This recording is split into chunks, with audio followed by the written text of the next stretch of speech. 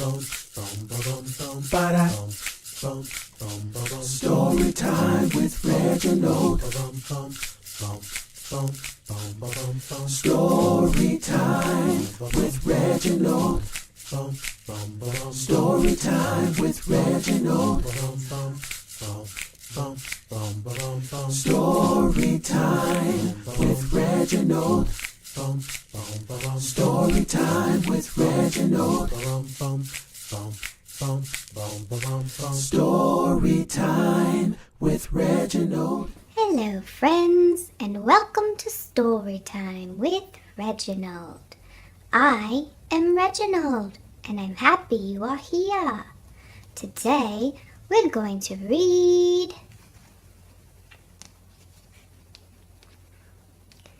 It's the Great Pumpkin, Charlie Brown. Will you read with me? Great, let's begin.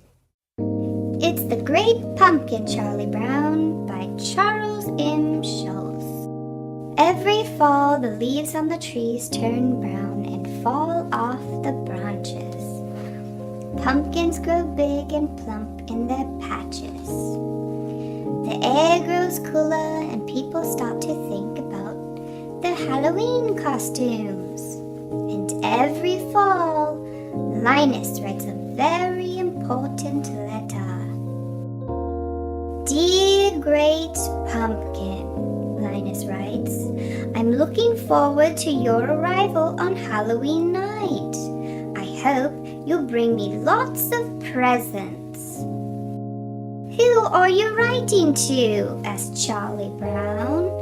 The Great Pumpkin, Linus replies. On Halloween night, the Great Pumpkin rises out of his pumpkin patch and flies through the air with his bag of toys for all the children. Linus's sister Lucy isn't happy that Linus is writing to the Great Pumpkin. You'll make me the laughing stock of the neighborhood, she complains. But Charlie Brown's sister, Sally, doesn't think Linus is crazy. She thinks Linus is wonderful. He is her sweet baboo. Wouldn't you like to sit with me in the pumpkin patch on Halloween night and wait for the Great Pumpkin? Linus asks. Sally is thrilled. I'd love to, she tells Linus. Later that day, Charlie Brown has a surprise waiting for him in the mailbox. I got an invitation to a Halloween party, he exclaims. Lucy thinks the invitation must be a mistake. There were two lists, she tells Charlie Brown.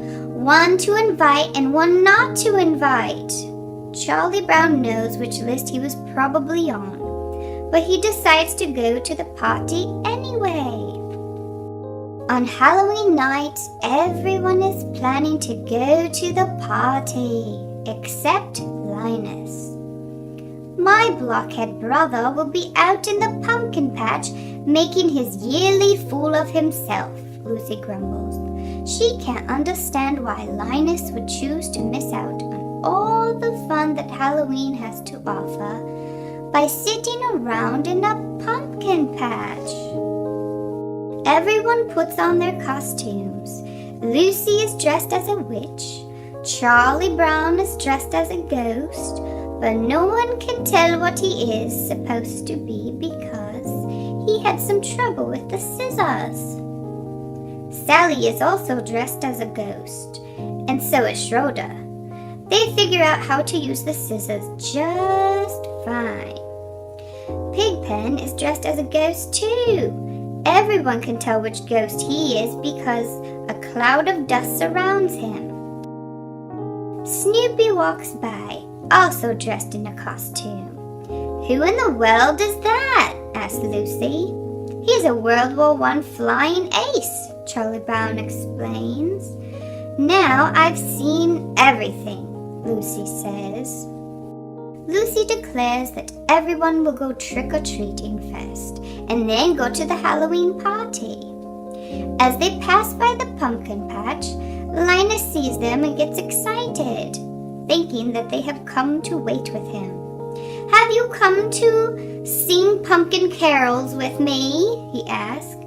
"You blockhead," Lucy yells at her brother. "You're going to miss all the fun just like last year."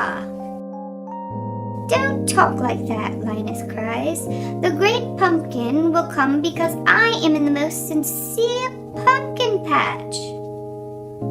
"Oh, good grief," Lucy exclaims. She marches off with her friends. It looks like no one wants to join Linus in the pumpkin patch to wait for the great pumpkin. Except, what about Sally? Sally is torn. She doesn't want to miss out on all the fun of trick-or-treating and a party, but Linus is her sweet baboo. What should she do? Sally runs back to the pumpkin patch. "I'm glad you came," Linus tells her. "You'll see the great pumpkin with your own eyes." Linus is positive the great pumpkin will pick this patch. Why wouldn't he? The great pumpkin chooses the most sincere patch to visit every year. And how could a pumpkin patch be more sincere than this one? Sally hopes Linus is right. Meanwhile, the rest of the kids go trick-or-treating. "Tricks or treats, money or eats," they yell at the first door. Everyone compares what they got. "I got 5 pieces of candy," brags Lucy. "I got a chocolate bar," exclaims Patty. "I got a quarter," says Violet happily. "I got a rock," says Charlie Brown sadly. And that happens at every door. All the other kids get wonderful treats like candy, gum, and popcorn balls, and Charlie Brown gets rocks. Lucy decides they have done enough trick-or-treating and it's time to go to the party. After all, everyone has a bag filled to the brim with treats. Everyone except Charlie Brown. He has a bag full of rocks. On their way to the party, they pass by the pumpkin patch again. The kids laugh at Linus and Sally for waiting there instead of coming to the party.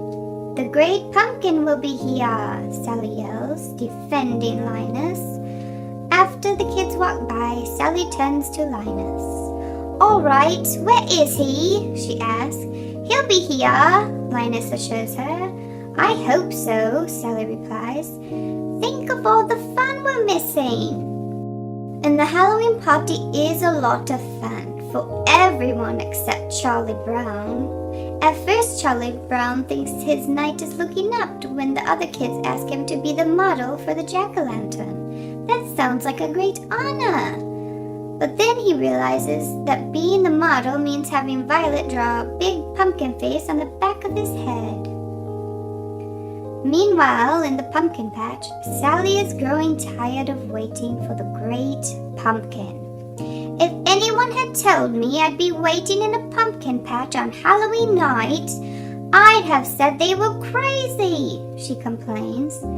Just then, she and Linus hear a rumbling noise. They see a shadow emerging from the pumpkin patch. "It's the great pumpkin, rising up out of the pumpkin patch," yells Linus. He is so excited to see the great pumpkin that he faints. But it isn't the great pumpkin after all. It is just the World War I flying ace on his way back from a very important mission.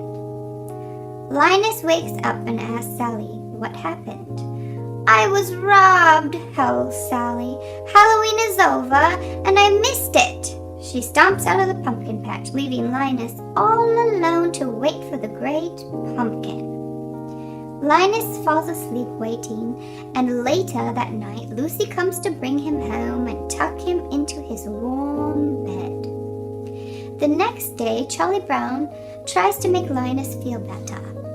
"Don't take it too hard that the great pumpkin never showed up," he tells his friend. But Linus doesn't feel let down. Just wait until next year, he tells Charlie Brown. I'll find the most sincere pumpkin patch, and I'll sit in that pumpkin patch until the great pumpkin appears. What a wonderful story!